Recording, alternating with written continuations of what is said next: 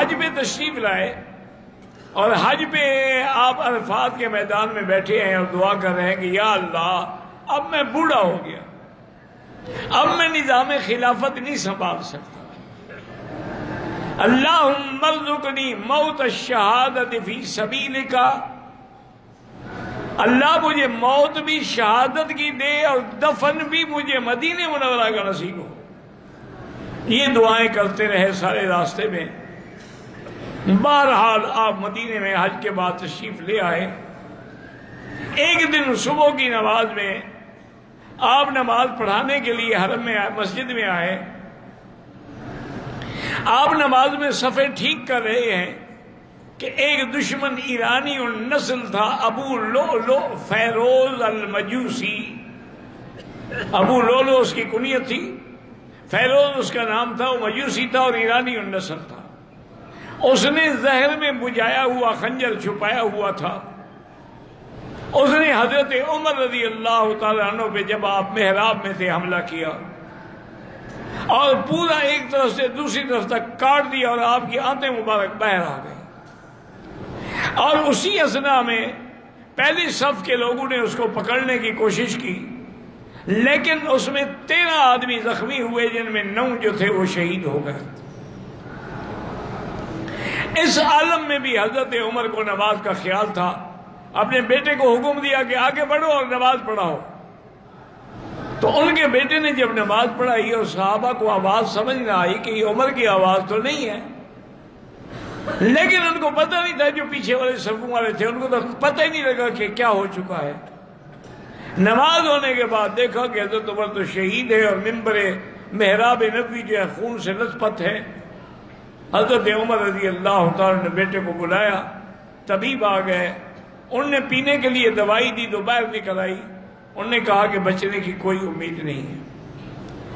حضرت عمر نے فرمایا کہ دیکھو اب ان باتوں کو چھوڑو، میرے بعد حضرت عثمان ہیں، حضرت علی ہیں، حضرت سعد ہیں، حضرت طلحہ ہیں، عبد الرحمن بن عوف ہیں، ان 6 آدمیوں کی میں کمیٹی بناتا ہوں۔ میں اگر کسی کو خلیفہ نہ بناؤں تب بھی سنت ہے کہ حضور نے اپنا خلیفہ کسی کو مقرر نہیں کیا تھا، اور اگر میں خلیفہ مقرر کر دوں تب بھی جائز ہے کہ حضرت ابو بکر نے اپنا خلیفہ عمر کو بنایا تھا، لیکن میں 6 آدمیوں کی کمیٹی بناتا ہوں۔ یہ کمیٹی غور کرے، پورے مدینے والوں کی رائے معلوم کرے، پھر جس کی رائے پہ اتفاق ہو جائے اس کو خلیفہ بنایا جائے۔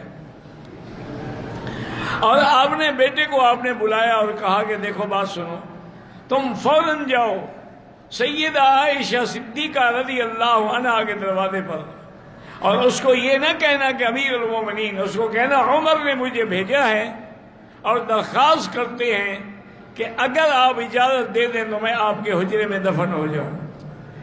جب آئے تو بی بی عائشہ رو رہی تھی، ان کو پتہ لگ گیا تھا کہ حضرت عمر کا یہ عالم ہے، تو انہوں نے کہا کہ بیٹا واللہ میں نے یہ قبر کی جگہ اپنے لیے رکھی تھی، لیکن آج حضرت عمر نے مانگ لی ہے، وہ مجھ سے زیادہ اولا ہے، لہذا اسی کو دفن ہوگا، میری طرف سے اجازت ہے۔ حضرت عمر کے پاس آئے اور کہا کہ ابشری یا امیر المومنین، سیدہ عائشہ راضی ہو گئی ہیں اور اجازت دے دی ہے۔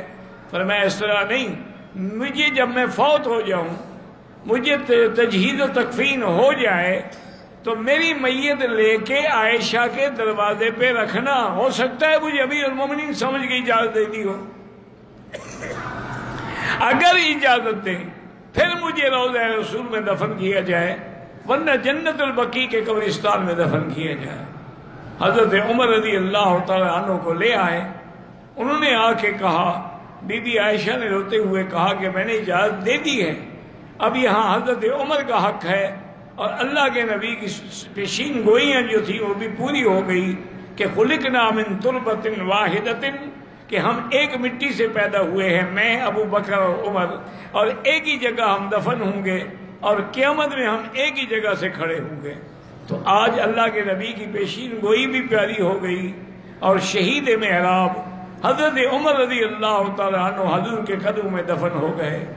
آپ اندازہ کریں 22 لاکھ مربع میل پہ حکومت کرنے والا عمر جب فوت ہوتا ہے 86,000 درہم قرضہ ہے آپ پر، قرضہ چھوڑ کے مرے ہیں، اور آپ نے وصیت کی تھی کہ میرا جو مکان ہے بیچ دو اور قرض ادا کرو، تو آپ کا مکان فوراً بیچا گیا اور آپ کا قرضہ جو ہے وہ ادا کیا گیا۔ اس کے علاوہ یعنی آپ نے کوئی جائیداد نہیں چھوڑی ہے۔ رضی اللہ تعالی عنہ وارضاہ، اللہ تبارک و تعالی نے آج یعنی مراد نبی کو میں شہید محراب کو دفن بھی کہاں ملا؟ روضہ محمد مصطفیٰ میں، جو جنت کا ٹکڑا ہے۔